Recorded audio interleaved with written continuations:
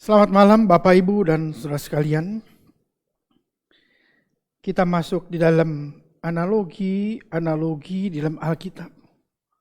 Dan pada malam hari ini kita melihat dari Injil Matius pasal yang ke-23 ayat yang ke-37 sampai 39. Demikian firman Tuhan.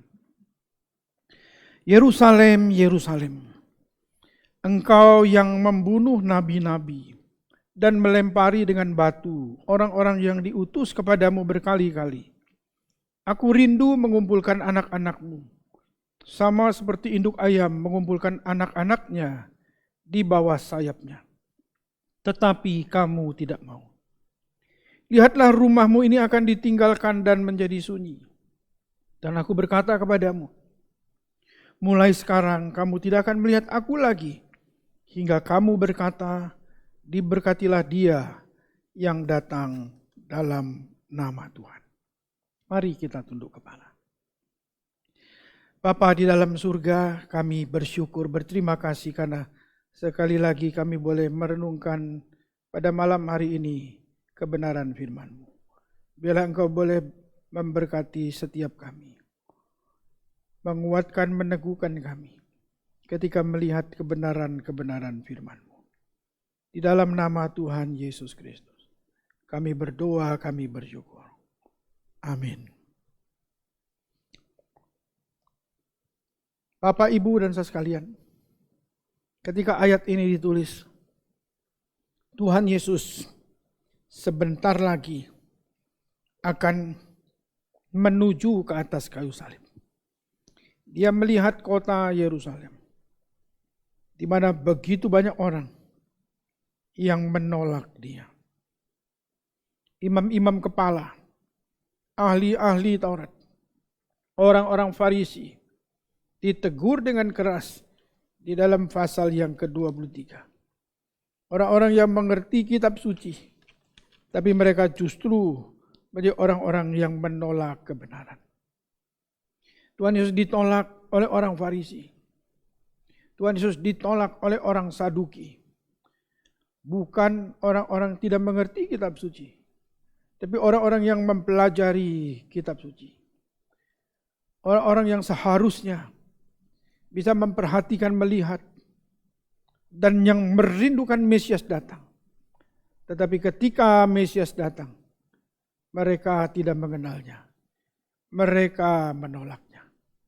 Maka Tuhan Yesus melihat dan menatap kota Yerusalem, menangisi kota ini, dan mengatakan satu kalimat, berkali-kali aku rindu mengumpulkan anak-anakmu, sama seperti induk ayam mengumpulkan anak-anaknya di bawah sayapnya. Tetapi kamu tidak mau. Saya kerinduan Tuhan supaya mereka bertobat, supaya mereka percaya kepadanya, dan boleh bernaung di bawah naungan sayap. Nah, pada malam hari ini kita akan membahas analogi. Mengapa Tuhan Yesus memberikan satu analogi antara dia dengan umatnya. Itu seperti induk ayam yang mengumpulkan anak-anaknya, melindunginya di bawah sayapnya. Bukankah seekor induk ayam adalah seekor binatang yang lemah? Mengapa tidak memakai binatang yang perkasa?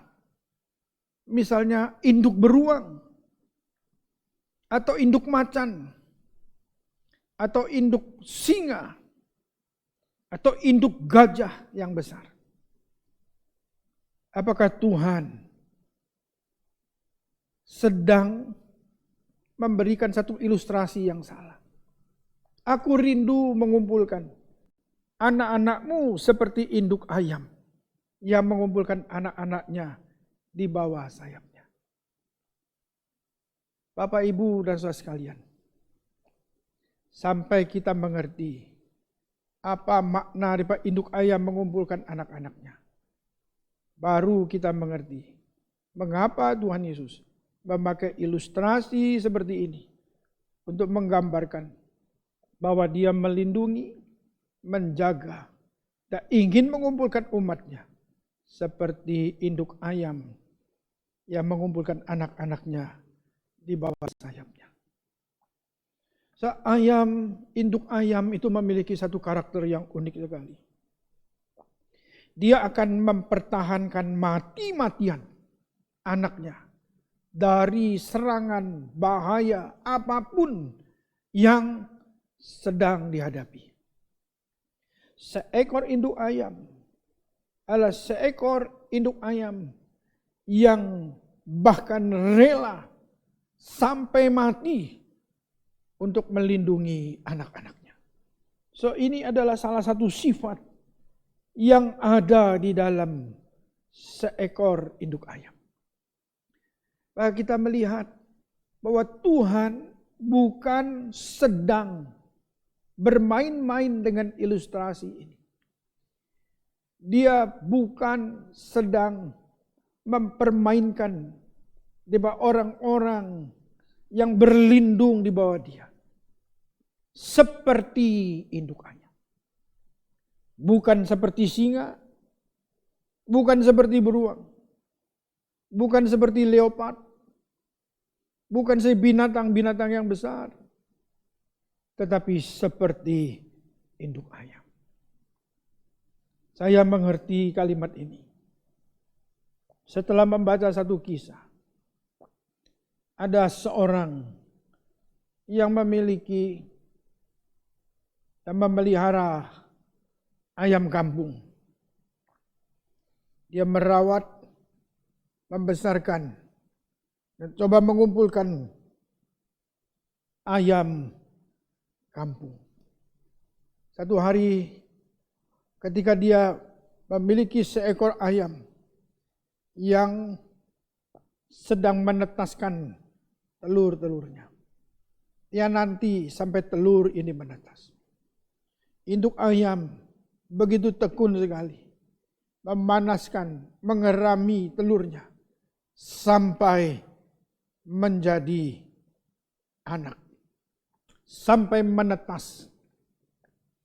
Kemudian ketika dia memperhatikan induk ayam ini yang telah menetaskan anak-anaknya, maka dia mulai memperhatikan bagaimana induk ayam ini merawat anaknya.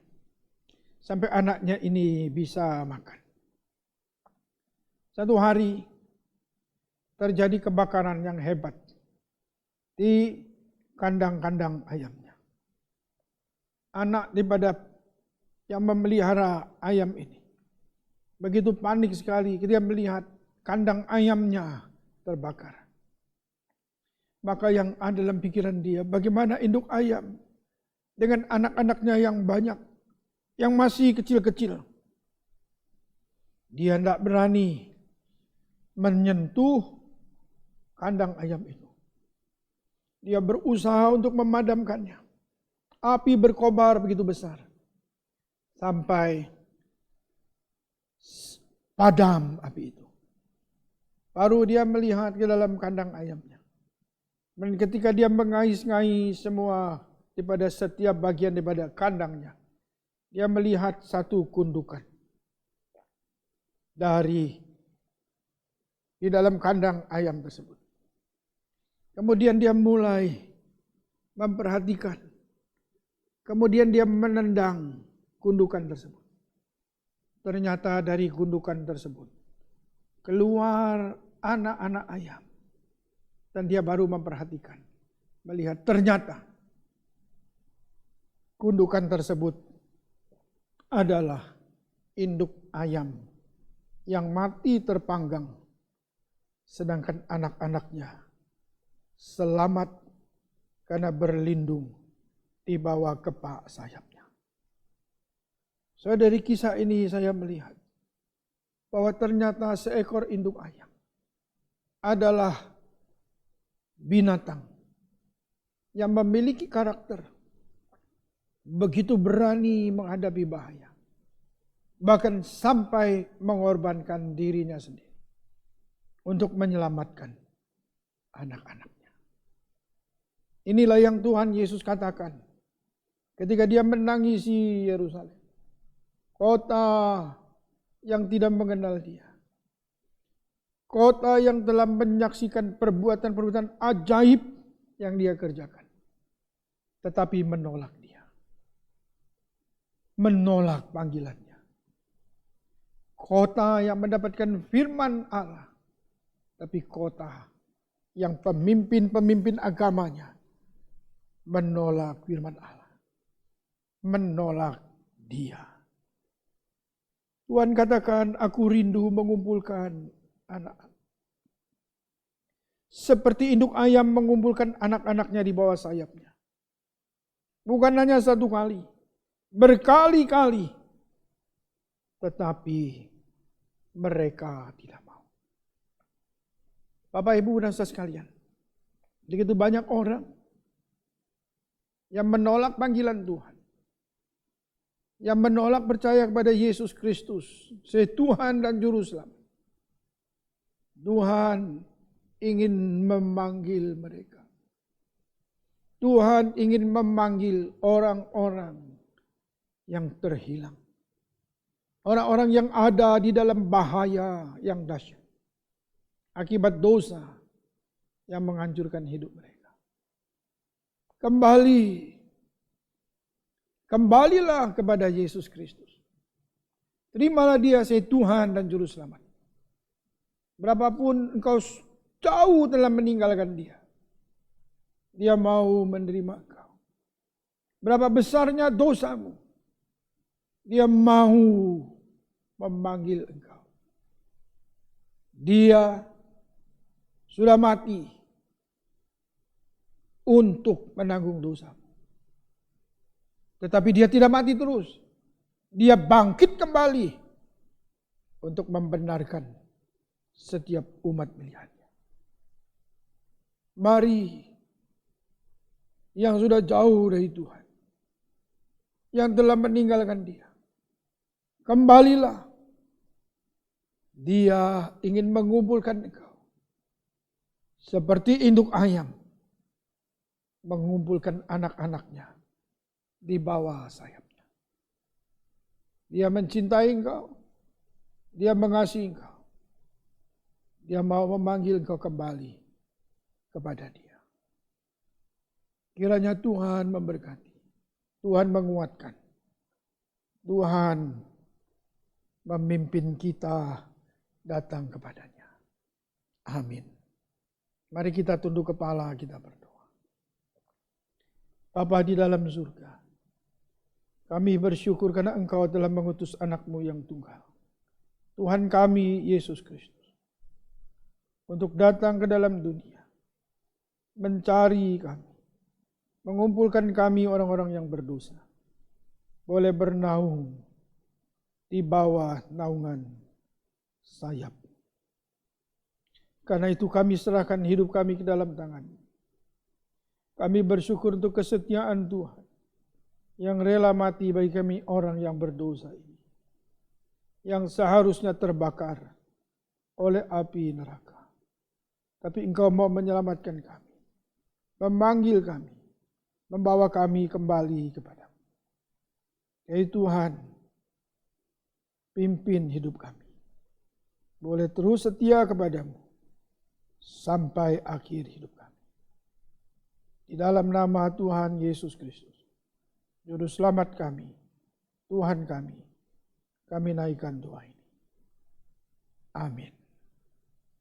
Bapak, Ibu, dan saudara sekalian, saya Pendeta Bayu Wijotomo dari GRI Sidoarjo.